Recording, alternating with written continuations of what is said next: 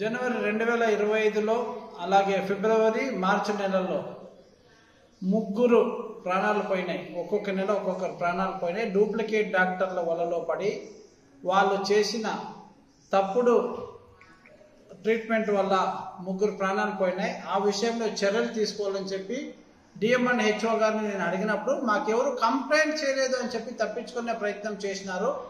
నేను కంప్లైంట్ చేస్తానని ఆ రోజే నేను గవర్నమెంట్ హాస్పిటల్లో రాయదుర్గంలో సిహెచ్సిలో నేను చెప్పినట్లుగానే నేను కంప్లైంట్ ఓరల్గా కాదు, నేను రైటింగ్లో పంపించాను కంప్లైంట్. ఇప్పుడు డిఎంఎన్ హెచ్ఓ గారిని మనము ఛానల్ ద్వారా ఇది టెలిఫోన్ కాల్ ద్వారా కనెక్ట్ చేయడానికి ట్రై చేస్తున్నాము. నేను పంపించిందే 27th మార్చ్ కలెక్టర్ గారికి రీచ్ అయింది. అలాగే డిఎంఎన్ హెచ్ఓ గారికి, district medical and health officer గారికి 27th మార్చ్ రీచ్ అయింది. చూడండి, ఇలా నేను చాలాసార్లు డిఎంఎన్ హెచ్ఓ గారికి కాల్ చేశాను. వాళ్ళు ఎప్పుడు కానీ రెస్పాండ్ అయిన పాపాన్ని పోలే. నేను రింగ్ చేసేటప్పుడు నాకు కన్ఫర్మ్ వాళ్ళు తీరు అని. అయినా మీకు చూపించడానికి ఇంకోసం ఇంతకుముందు ఒకసారి వాళ్ళు ఫోన్ రిసీవ్ చేసినారు. రిసీవ్ చేసి ఏం చెప్పినారంటే, ఇంపార్టెంట్ కాల్ ఏమో రిసీవ్ చేసి, సార్ ఈ విషయమా, సర్లే నేను మళ్ళీ మాట్లాడతాను, నేను కాన్ఫరెన్స్ కాల్లో ఉన్నాను, నేను జూమ్ వీడియో కాల్లో ఉన్నానని పెట్టేశారు. అంటే రాయదుర్గం ప్రజలు ప్రాణాలు పోతున్నా దాటిపైన చర్యలు తీసుకోవాలి, డూప్లికేట్ డాక్టర్ పైన అనే విషయం మీకు ఇంపార్టెంట్ కాదా? డిఎంఎన్ హెచ్ఓ గారిని నేను ప్రశ్నిస్తున్నాను. దయచేసి మీకు చేతనైతే మీరు చేయండి, లేకపోతే మీ పని మీరు విడిచిపెట్టండి అని చెప్పి నేను మీకు సలహా ఇస్తున్నాను. ఎందుకంటే రాయదుర్గంకి వచ్చినప్పుడు మీరు ఏమన్నారు, నేను డిస్ట్రిక్ట్ మొత్తానికి ఆఫీసర్ నండి అన్నారు. అంటే డిస్ట్రిక్ట్ మొత్తం తిరిగి డిస్ట్రిక్ట్ మొత్తం మీరు మెయింటైన్ చేసే పొజిషన్లో లేకపోతే ఆ పదవిలో మీరు ఎందుకున్నారని నేను మిమ్మల్ని ప్రశ్నిస్తున్నాను. ఇది టూ బ్యాడ్, టూ మచ్. మేము కూడా మా ఓపిక కూడా చాలా విలువైనది. మా ఓపిక దాటి పోయే పొజిషన్లోన మీరు మమ్మల్ని తీసుకుపోతున్నారు. ఇది ఏమాత్రం హర్షించదగిన విషయం కాదని గుర్తించుకోవాలని చెప్పి నేను మీకు చెప్తున్నాను. ఆ విషయాన్ని మీరు అస్సలు చేసుకోవట్లేదు.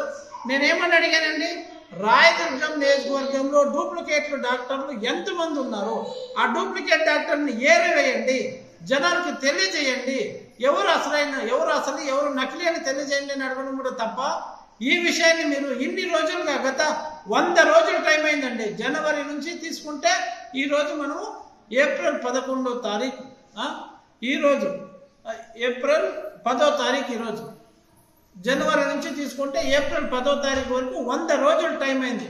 మీరు ఏం చేసినారని నేను మిమ్మల్ని ప్రశ్నిస్తున్నా. కంప్లైంట్ రాలేదు అందుకే మేము పట్టించుకోలేదు అన్నారు. అంటే ఒక మనిషి చనిపోయినా కూడా కంప్లైంట్ రాలేదని మీరు పట్టించుకోలే. రెండో మనిషి చనిపోయినా కంప్లైంట్ రాలేదని పట్టించుకోలే. మూడో మనిషి చనిపోయినా కూడా అదే మాట మాట్లాడినారని నేను కంప్లైంట్ చేశాను. రిటర్న్ కంప్లైంట్ ఇచ్చినాను. బట్ మీరు ఏం చేసినారు? రిటర్న్ కంప్లైంట్ ఇచ్చిన తర్వాత కూడా మీరు ఏం చేశారని నేను ప్రశ్నిస్తున్నాను. మీరు చెప్పినారు ఇక్కడ రాజేంద్ర ప్రసాద్ గారు ఉన్నారండి, వాళ్ళు ఇన్ఛార్జ్ అని. రాజేంద్ర ప్రసాద్ గారికి నేను లెటర్ ఇచ్చాను. డిఎంఎన్ హెచ్ఓ మీకు పర్సనల్గా నేను లెటర్ పంపించాను, కంప్లైంట్ లెటర్. కలెక్టర్ గారికి పర్సనల్గా కంప్లైంట్ లెటర్ పంపించాను. రాయదుర్గం ప్రజల ప్రాణాలు కాదా? పేద ప్రజల ప్రాణాలు కాదా? వాటికి విలువ లేదా? అలాగే మీరు ఆన్సర్ ఇచ్చేటుంటే అదే ఇవ్వండి. అంటే మీరు ఏమనుకుంటున్నారు, ఎప్పుడైనా ఏదైనా ఇన్సిడెంట్ జరిగినప్పుడే ఏదో మాట్లాడతారు, తర్వాత మర్చిపోతారు అనుకుంటున్నారా? రాయదుర్గం నియోజకవర్గ ప్రజలకు ఏ మాత్రం అన్యాయం జరిగినా చివరి దాకా పోరాడడానికి ఈ గౌని ప్రతాప్ రెడ్డి ఉన్నాడు అనేది మీరు గుర్తుపెట్టుకోండి. నేను చివరి దాకా వారికి ప్రతి ఒక్కరికి న్యాయం జరిగేదాకా నేను పోరాడతాను. నేను ఈ విషయాన్ని ఇంతటితో వదిలిపెట్టను. డిఎంఎన్ హెచ్ఓ గారు, మీకు నేను 1 వీక్ టైం ఇస్తున్నా.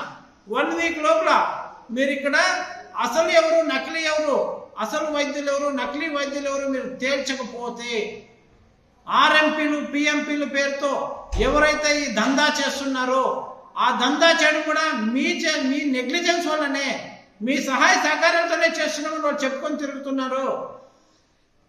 అందరిపైన నేనే క్రిమినల్ చర్యలు తీసుకోవాల్సి వస్తుంది.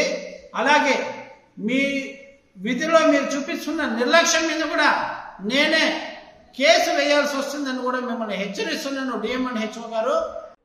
డిఎం అండ్ హెచ్ఓ గారు, గతంలో మీరు ఎప్పుడైతే రాయదుర్గం నియోజకవర్గంలో 3 ప్రాణాలు పోయినప్పుడు మీరు వచ్చినప్పుడల్లా కొన్ని క్లినిక్లు సీజ్ చేసిపోవడం జరిగింది. మీరు వెళ్ళిన వెంటనే ఆ క్లినిక్లు ఓపెన్ చేయడము జరిగింది. ఇప్పుడు ఏమైతే మీరు మూసా క్లినిక్ క్లోజ్ చేసిపోయారో అక్కడ ఇప్పటికీ అవే కార్యకలాపాలు జరుగుతున్నాయి. నకిలీ డాక్టర్లు ఇప్పటికీ వైద్యం చేస్తూనే ఉన్నారు. అలాగే చెన్నవీర క్లినిక్ కూడా అదే విధంగా జరుగుతూ ఉంది. అలాగే జనవరిలో మీరు ఏమైతే గుమ్మగట్ట మండలంలో ఒక క్లినిక్ సీజ్ చేసిపోయారో అది కూడా ఓపెన్ చేసి నడుస్తూ ఉంది. మీరు నాకు సిహెచ్సిలో రాయదుర్గంలో కలిసినప్పుడు మీరు ఏం చెప్పినారు? నేను షోకాజ్ నోటీసులు ఇచ్చినానండి అన్నారు. ఆ షోకాజ్ నోటీసులకి వాళ్ళు ఇచ్చిన రిప్లై ఏమని మీరు ఇంతవరకు మాకు చెప్పలేదు. మీరు ఎందుకు వాళ్ళ మీద చర్యలు తీసుకోవట్లేదు? అసలు డాక్టర్లు ఎవరు, నకిలీ డాక్టర్లు ఎవరో తెలియక ప్రజలు తికమక పడుతున్నారు అనే విషయాన్ని మీరు గుర్తెరగాలి. మీరు ఒక్కొక్క రోజు లేట్ చేసినట్లల్లా ఇక్కడ పేద ప్రజల ప్రాణాలు గాల్లో కలిసిపోతున్నాయి. వాళ్ళ ప్రాణాలకి కూడా మనం విలువ కట్టలేనంత